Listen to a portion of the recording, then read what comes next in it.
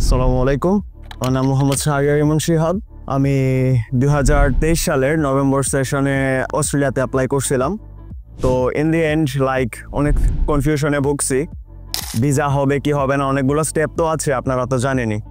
তো স্টেপগুলোর পর দেন আস্তে আস্তে আমার ভিসা প্রসেসিং হলো, ভিসাও পাইলাম আলহামদুলিল্লাহ। দেন হচ্ছে আপনার অস্ট্রেলিয়ার ফুল যে প্যাকেজটা, একটা আপনার নড়বড়ে অবস্থা থেকে আপনার ভিসা পাওয়ার পর যেখানে আপনার কোনো চেনা জানা কোনো কিছু নাই, ওইরকম একটা পজিশন থেকে আপনার নিজের একটা বেস থাকবে, এরকম একটা পজিশনে আসা পর্যন্ত যে এইটুকুর যে প্যাকেজটা, এই প্যাকেজটার মধ্যে অনেকগুলো মানুষের সাথে আপনার পরিচয় হবে।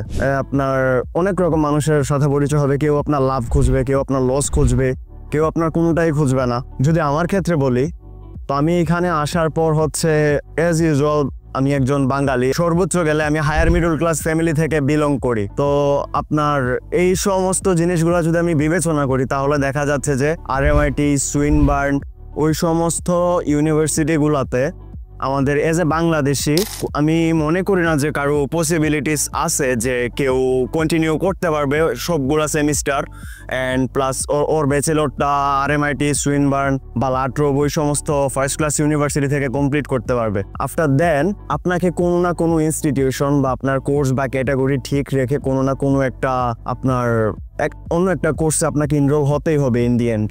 বা আপনি যখন এন্ড অফ দ্য ডে যখন আপনার চারিপাশের মানুষগুলোকে দেখবেন, ওরাও আপনার সাফোকেশনে ভুগতেছে, বিভিন্ন কনফিউশনে ভুগতেছে যে কোন কোর্স নেবে, কিভাবে টিউশন ফি ম্যানেজ করবে। কোজ এখানে উবার ইটস আর এইসব বকিচকি করে ভাইয়া ইম্পসিবল। কখনোই আপনার লিভিং কস্ট ছাড়া, লিভিং কস্টও 50% আপনি উঠাতে পারবেন, বাকি 50% আপনার দেখবেন প্রতি মাসে আপনি ঋণ দিচ্ছেন একদিক দিয়ে আর আবার ঋণ নিচ্ছেন একদিক দিয়ে। সো এরকম একটা অবস্থায় আপনার ফার্স্ট অফ অল প্রথম যে জিনিসটা আপনার একটা কোর্স সিলেক্ট করা, যে কোর্সটা আপনি শুধু ব্যাচেলর কমপ্লিট করবেন তাই না, আপনি এই কোর্সটা কমপ্লিট করছেন, সাথে এই কোর্সের জব ফিল্ডেও আপনি অ্যাটাচড আছেন and in the early future same category থেকে আপনি পয়েন্ট গ্রেপ করে আপনি যদি রিজিওনালে মুভ করতে চান, আপনি যেন এই পয়েন্টটা আপনাকে একটা এক্সট্রা এম্পাওয়ার দিতে পারে। It's like kind a capacitor. আপনার ফ্যানের মধ্যে দেখবেন একটা ক্যাপাসিটর থাকে, তো আপনি যখন একটা ফ্যানের সুইচ অন করেন তখন ফ্যানটা ডিরেক্টলি ঘুরে না, ক্যাপাসিটরের মধ্যে থাকা যে কারেন্টটা, ওই কারেন্টটা ফ্যানটাকে বুস্ট করে, দেন ফ্যানটা ঘোরা শুরু করে।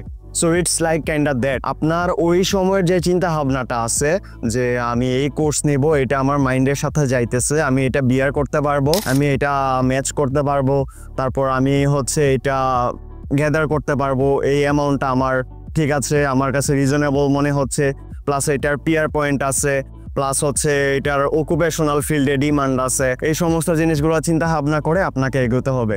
তো আমার ক্ষেত্রে আমিও অনেক রকম মানুষের সাথে চলাফেরা করছি, অনেক কিছু হয়েছে, অনেক রকম ভুল ভ্রান্তি আমার সাথেও করছে। আমার একজন শ্রদ্ধেয় বড় ভাই, আমার খুবই পরিচিত, আমি ওনার খুবই আদরের, ওনার নাম ফাহিম ভাই।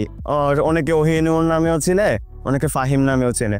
যাই হোক, আমি ফাহিম ভাই নামেই সম্বোধন করি, বিকজ ইট লাইক একটু ব্রোকোড কাজ করে আর কি। তো আপনার এরপর হচ্ছে, তো ভাইয়ার সাথে একদিন কথাবার্তা বলার সময় যে আমি বলছিলাম যে আমি এরকম ভাইয়া কোর্স চেঞ্জের ব্যাপারটা নিয়ে অনেক কনফিউশনে ভুগতেছি, এটা তো যেমন তেমন ব্যাপার না, একটা ডিসিশন হচ্ছে আমার আপকামিং যে লাইফ আছে ওই লাইফের মোড়টা ঘুরাই দিতে পারে। হয়তো দেখা যেতে পারে আমি একদম থালা হাতে মেলবোর্ন বসে গেছি, আবার এমনও হতে পারে যে আমার থালা বাসন ধোয়ারও কাজ লাগতেছে না, আমি মানুষকে দিয়ে থালা বাসন ধোয়াচ্ছি। So it's kind of different. অনেকগুলো স্ট্র্যাটেজি আছে, ভাই আমাকে বুঝালো। তো এরপর আমাকে অনেকগুলো পাথরের কথাই বললো, বাট আমি আমার দেশে থাকতে আমার সোশ্যাল ওয়ার্ক এই সাবজেক্টটার ব্যাপারে কিছু আপনার নট ফুলফিল বাট কাইন্ডা ধারণা ছিল যে হ্যাঁ আমি এটা কন্টিনিউ করতে পারবো, আমার ইচ্ছাও ছিল অনেক। বাট এখানে হচ্ছে আমি যদি ডিরেক্ট সোশ্যাল ওয়ার্কে আমি ব্যাচেলর নিয়ে আসতে চাইতাম, ইটস এ হিউজ থিং, এটা অনেক অ্যামাউন্টের ব্যাপার। তো আমি ওইটা বাদ দিয়ে আমি আগে জাস্ট এখানে আসছি, আমি RMIT-তে এক সেমিস্টার কমপ্লিট করছি। দেন ফাহিম ভাইয়ের সাথে কথা বলার পর দেন হচ্ছে আমি একটা সোশ্যাল ওয়ার্কার হিসাবে আমার ব্যাচেলর ডিগ্রি থাকবে এরকম একটা চিন্তা ভাবনা করলাম যে না, আমার এটা দরকার, যেহেতু আমার ইচ্ছা আছে আমি এটা ট্রাই করি, কে জানে হইতেও পারে কেন হবে না? আমি যেহেতু এতগুলা 12 ক্লাস পাস করে আমি একটা দেশ থেকে আরেকটা দেশে আসতে পারছি, so it's not that much difficult, I can also be at that. So after that ভাইয়ের সাথে কথা বলার পর আমি তো সোশ্যাল ওয়ার্কার হিসাবে কাজ করার জন্য, যেহেতু আরেকটা কথা বলে নেই, এই ফিল্ডের জব ফিল্ডটা অনেক অনেক স্প্রেড, অনেক হিউজ একটা ফিল্ড। সো এখানে হচ্ছে আপনার সোশ্যাল ওয়ার্কার, বিভিন্ন কেস হ্যান্ডেলিং ব্যাপার আছে, তারপর বিভিন্ন সেক্টরের মানুষ আছে, যেমন একদম বাচ্চা থেকে শুরু করে বৃদ্ধ পর্যন্ত যত সেক্টরের মানুষ আছে সব সেক্টরের মানুষের সাথে আপনি কাজ করার সুযোগ পাবেন। প্লাস হচ্ছে ফিজিক্যাল ডিসেবিলিটি থেকে মেন্টাল ডিসেবিলিটি, যত প্রকাশ মানে আপনার প্রবলেম মানুষ ফেস করতেছে, লাইফের কতগুলো স্টেপ আছে, অনেকে অনেক স্টেপে ভুগতেছে, আপনি সবগুলো এখান থেকে এক্সপিরিয়েন্স গ্যাদার করতে পারবেন। প্লাস হচ্ছে আপনার ওয়েজেসও ভালো, এরপর হচ্ছে আপনার ডিমান্ডেবল অনেক। তো এই সমস্ত জিনিসগুলোর চিন্তা ভাবনা করে আমি দেখলাম যে না, ঠিক আছে, এখন আমার হচ্ছে এটা করা যায় যে আমি ডিপ্লোমা কমপ্লিট করি কমিউনিটি সার্ভিসের উপর। After that community service complete করার পর দেন হচ্ছে আমি সোশ্যাল ওয়ার্কারের উপর ব্যাচেলর কমপ্লিট করব। সো এই সমস্ত চিন্তা ভাবনাগুলো নিয়ে আমি অনেক স্প্রেডে কথা বলছি, অনেকগুলা কথা বলছি। আফটার দ্যাট আমি অ্যাডমিট হইলাম ভিআইআইটি, ইটস VIITE। সো এখানে ভর্তি হওয়ার পর যাই হোক আলহামদুলিল্লাহ এখন আমার ডিপ্লোমা অলমোস্ট শেষ। I hope within early upcoming several months we are gonna get attached with the bachelor degree too from the same university, from the same institution. I think it's gonna be the bachelor in social work. And আমার এখন জবও আছে, cause আমি এই জবের ক্ষেত্রেও আমি ওই ভাইয়াকে অ্যাটাচ করতে চাই। কজ এমন না যে আমি বাংলা ভাষায় বলতে গেলে যে আমি তেল মারতেছি, মানে এটা এমন না ব্যাপারটা। আসল কথা হচ্ছে যে আমি জব করতাম, বাট যা জব করতাম তা আমার পোষাচ্ছিল না। তো এরপর দেখলাম যে আমি একদিন ফাহিম ভাই আমাকে বলছিল যে তুমি হচ্ছে একটা সার্টিফিকেট 3 এর যে কোর্সটা আছে ইন্ডিভিজুয়াল সাপোর্টের, ওটা তুমি করে ফেলো। তো এটা করে ফেললে একটা প্লেসমেন্ট আছে 120 আওয়ারের, ওইটাও যদি কমপ্লিট করে ফেলো তো তোমার আরো কিছু সার্টিফিকেট আছে, ওগুলা তুমি এক্সাম দিয়ে তুমি কমপ্লিট করে ফেলতে পারবা। তারপর তুমি হচ্ছে অ্যাপ্লাই করলে as a support worker, as a individual support worker, অথবা মেন্টাল সাপোর্ট ওয়ার্কার, অথবা ডিসেবিলিটি সাপোর্ট ওয়ার্কার, অথবা এস্ট কেয়ার হিসাবে তুমি হচ্ছে জব করতে পারবা। সো এখানে ওয়েজেস যদি কেউ ঘাটাঘাটিও করে রিসার্চও করে তখনও বের হবে, আমি বললেও মুখ দিয়ে বের হবে। আমি বলে দিই অ্যাটলিস্ট 30 থেকে স্টার্ট হয় আপনার TFN A. It's not bad.